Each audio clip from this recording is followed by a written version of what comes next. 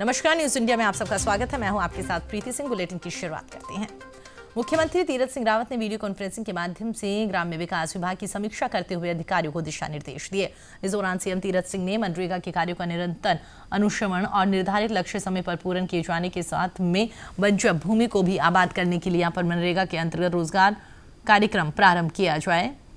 साथ ही सीएम ने प्रधानमंत्री ग्रामीण सड़क योजना का भी यहाँ पर नियमित समीक्षा करने और योजना के तहत बनाई जा रही सड़कों का आरटीओ के पास कराने के एवज में भी यहाँ पर कार्यवाही तेजी लाने के निर्देश सीएम की ओर से दिए गए।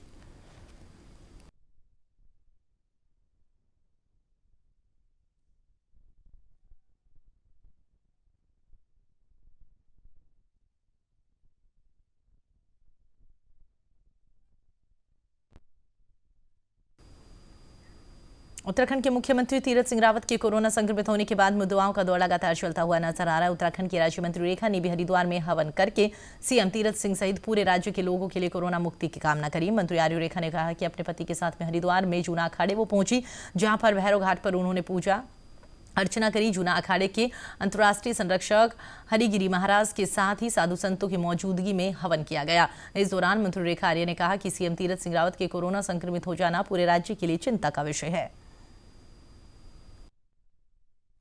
आपदा या जीव मात्र की आपदा, जीव मात्र का भी कोई आपदा, जैसे समुद्र मंथन हुआ तो उसमें से करोड़ों अरबों सर्फ पैदा हो गए, और सर्फ जब पैदा से बोलते हैं विषधर, विष जब प्रकट हुई तो उस समय महादेव आगे बढ़े, और आगे बढ़ के तमाम देवताओं ने कहा कि महाराज सृष्टि खत्म हो जाएगी, जीव मात्र खत्म हो जाएगा, शेष कुछ रहेगा नहीं। ये आप चाहते क्या सृष्टि खत्म हो जाना? तो महादेव आगे बढ़े। आगे बढ़ने के बाद जो है, जब वो आगे बढ़े तो माता जगदम्बा जानती थी सती कि महादेव ने कहीं मुख्यमंत्री तीरथ सिंह रावत जी ने कार्यभार संभाला है, वो लगातार जनसंपर्क में है और वो लगातार जन कल्याणकारी काम के निर्देश भी और आदेश भी, दोनों चीज़ें जो है वो हो रही हैं। इसी बीच में ये जानकारी मिलती है कि माननीय मुख्यमंत्री जी कोविड के प्रभाव में आए हैं, तो निश्चित रूप से पूरा प्रदेश उनके लिए चिंतित है, निश्चित रूप से पूरा देश उनके लिए चिंतित है। और उसी परिप्रेक्ष्य में जो मैं उनकी छोटी बहन होने के नाते और उनकी सरकार में उनकी मंत्री होने के सहयोगी होने के नाते मुझे भी उनके स्वास्थ्य को लेकर बहुत चिंता थी, और मुझे ऐसा प्रतीत हुआ कि कहीं ना कहीं उनकी जो कोविड को लेकर जो उनकी रिपोर्ट आई है, कोरोना रिपोर्ट आई है, वो जल्दी से निष्प्रभावी हो, वो जल्दी से स्वस्थ होकर आएँ। इसके लिए जो है आज पूजा अर्चना और यज्ञ और हवन जो है वो किया गया है। मुख्यमंत्री तीरथ सिंह रावत जी ने पूर्व मुख्यमंत्री त्रिवेंद्र सिंह रावत देहरादून के बल्लीवाला स्थित होली मिलन कार्यक्रम में मुख्य अतिथि के तौर पर शामिल हुए। कार्यक्रम में लोगों को संबोधित करते हुए पूर्व सीएम ने कहा है कि उन्होंने मुख्यमंत्री रहते हुए राज्य में बहुत सारी योजनाएं लागू करी, जो महिलाओं, बालिकाओं और बच्चों के लिए बेहद कारगर साबित हो रही है। उन्होंने कहा कि हो सकता है कि कुछ लोगों को इन योजनाओं से दिक्कत हो रही हो, इस पर वो ज्यादा कुछ बात नहीं करेंगे। साथ ही त्रिवेंद्र सिंह रावत ने कहा है कि इस राजनीति की काली सुरंग से आप कभी भी नहीं सुन पाएंगे कि त्रिवेंद्र ने ऐसा कोई काम किया है जिससे आपका सिर नीचा हो। आपका हूं, आपके बीच में रहूंगा और पूरी ईमानदारी के साथ आगे भी काम करूंगा। मैं फिर आपको आश्वस्त करता हूं कि इस राजनीति के काली सुरंग में से कभी भी आप ये नहीं पाएंगे कि त्रिवेंद्र ने आपके लिए कोई ऐसा काम किया है कि मेरी माँ, बहनों को, मेरे भाइयों को कहीं पर आंख से आंख मिलाकर देखने में कोई दिक्कत हो। ये काम कभी आपका विधायक, आपका भाई, आपका बेटा, ये कभी भी, ये कोई भी काम ऐसा नहीं करेगा। चाहे मुझे उसके लिए कितने कष्ट झेलने पड़े, वो कष्ट मैं झेलूंगा, लेकिन उससे मैं कभी मुझे इस रास्ते से कोई हटा नहीं सकता। ये मैं आपको आश्वस्त करता हूँ। चंपावत के लोहाघाट में युवा कांग्रेस कार्यकर्ताओं ने विरोध प्रदर्शन किया। दरअसल पेट्रोल, डीजल, रसोई गैस के दामों में बेहताशा वृद्धि को लेकर प्रदर्शन किया गया। वहीं पर कांग्रेस युवा कार्यकर्ताओं ने बीजेपी सरकार के खिलाफ जमकर नारेबाजी करी। वहीं पर प्रदर्शनकारियों ने कहा कि पेट्रोल, डीजल, रसोई गैस के दामों में लगातार वृद्धि हो रही है। महंगाई के चलते आम जनता की परेशानी भी बढ़ती हुई नजर आ रही है।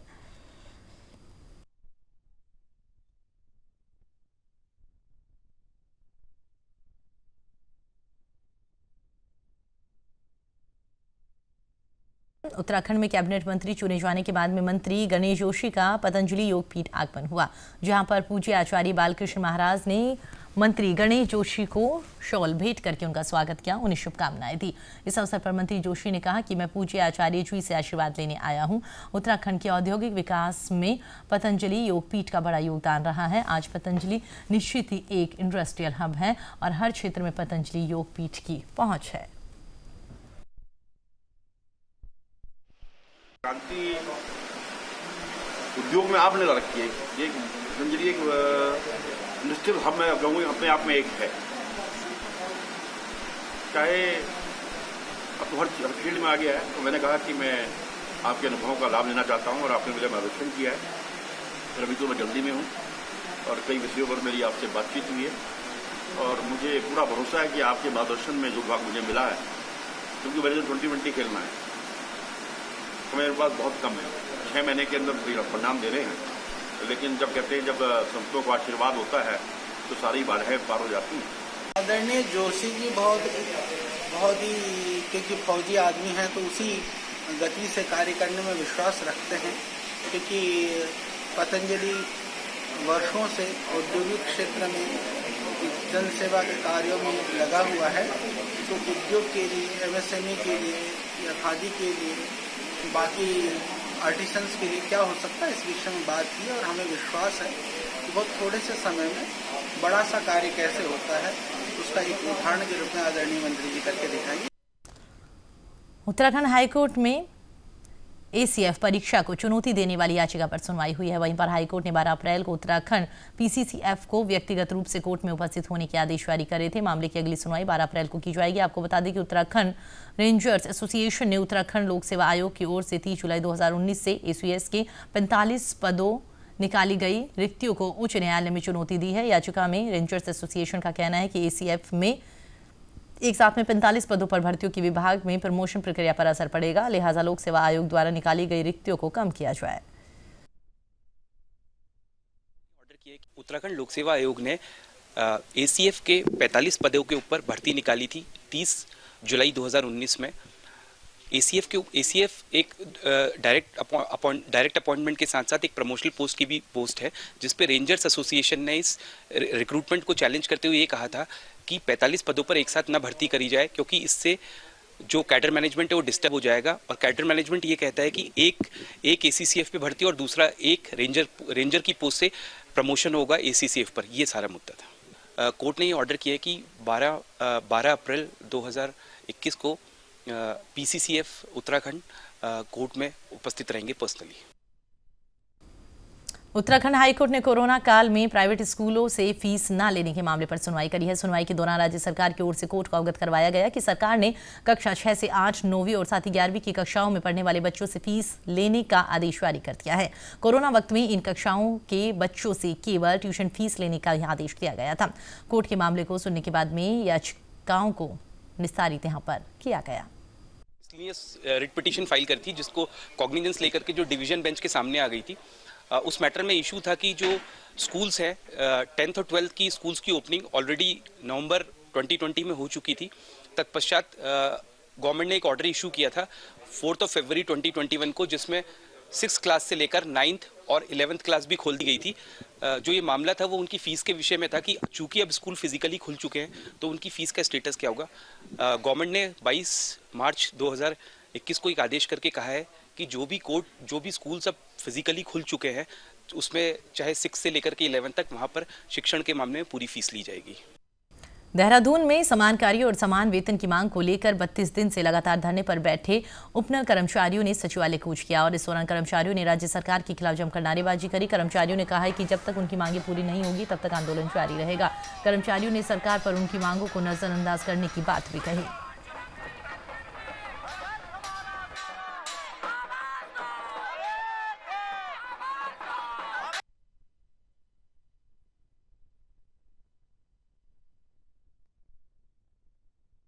उत्तराखंड के जोशमीठ थाना क्षेत्र में पुलिस ने 3 लोगों को डंडों से बेरहमी से पीटा है, जिसकी सोशल मीडिया पर अब इसे वायरल कर दिया गया। घटना के विरोध में थाना पहुंचे व्यापारियों ने पुलिस के खिलाफ जमकर नारेबाजी करी और कहा कि मौके पर शराब की और टेस्टिंग का विरोध किया जा रहा है। व्यापारियों ने चेतावनी दी है कि यदि मारपीट करने वाले पुलिसकर्मियों को निलंबित नहीं किया गया तो वो हड़ताल कर देंगे, जबकि पुलिस का आरोप है कि तीनों का वहां हंगामा वो लोग कर रहे थे। वहीं पर डीजीपी ने इस मामले में 2 पुलिसकर्मियों को निलंबित करने के आदेश भी जारी कर दिए। शराब की दुकानों में ओवर अधिक दामों पर शराब बेची जाती है। कोई भी कस्टमर जाके उनसे रेट के लिए बोलता है तो शराब माफियों का इतने हौसले बढ़ चुके हैं कि पुलिस प्रशासन द्वारा इस तरीके से यहाँ के आदमी को पिटवा रही है कि कोई ओवर रेटिंग के लिए कुछ ना कहे।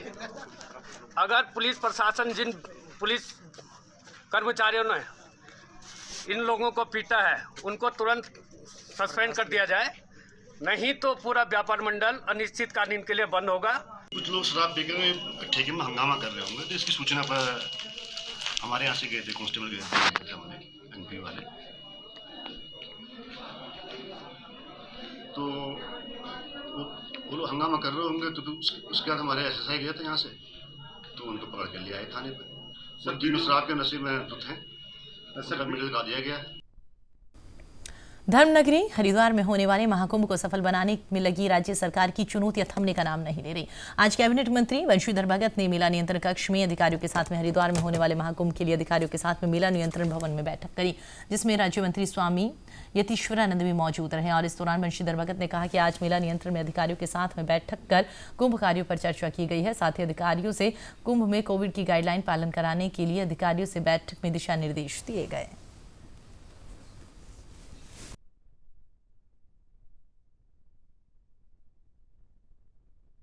कारणों से खोदी गई है और हमने जिलाधिकारी को निर्देशित कर दिया है कि जिस विभाग ने भी खोदी है उसने उसका पैसा दिया होगा तो तुरंत उनको ठीक करें। 1 तारीख तक सभी सड़कें ठीक होनी चाहिए, सभी जगह की पेयजल व्यवस्था ठीक होनी चाहिए। 1-2 जगह की विशेष बात आई थी, उसके लिए हमने विशेष पार्षद जी के साथ अधिकारियों को नियुक्त कर दिया है, वो जाएं और उसको देख के उसको ठीक करें। निश्चित रूप से कोरोना की बीमारी बहुत बढ़ रही है, इसलिए सावधानी बरतने की आवश्यकता है। कैबिनेट मंत्री गणेश जोशी हरिद्वार दौरे पर रहे। पतंजलि योगपीठ पहुंचकर गणेश जोशी ने स्वामी रामदेव और आचार्य बालकृष्ण से मुलाकात करी। उसके बाद में गणेश जोशी ने निरंजनी अखाड़े में पहुंचकर साधु संतों से आशीर्वाद लिया। संतों से मुलाकात के दौरान में कुंभ मेले को लेकर चर्चा की गई। वहीं पर गणेश जोशी ने कहा कि प्रदेश में उद्योग 4 जिलों में ही सिमट कर रह गया है। उद्योग को पहाड़ी क्षेत्र तक ले जाने के लिए योजना बनाई जा रही है। इसके अलावा प्रदेश में उद्योगों को एनओसी मिलने की प्रक्रिया भी काफी अब जटिल है।